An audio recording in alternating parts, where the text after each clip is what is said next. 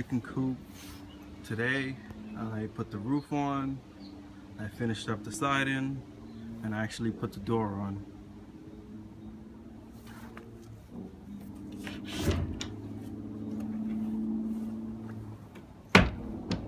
Yep, I built the door, I put it on. Tomorrow, actually, no, not tomorrow. Next week, I'll be finish up the roof. Let me show you the roof. That's the roof.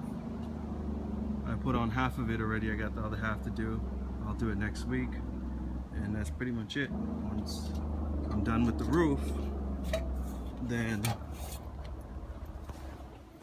I'm pretty much just gonna start doing the chicken wire, fencing it in so that the predators can't get to it.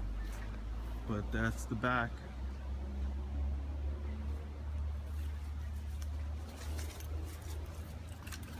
That's the side.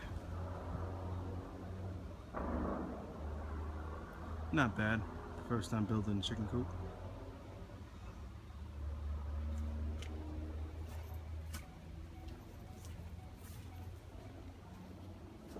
I give it a little overhang so that when it's raining or snowing, you know, the snow and the rain could just slide right off.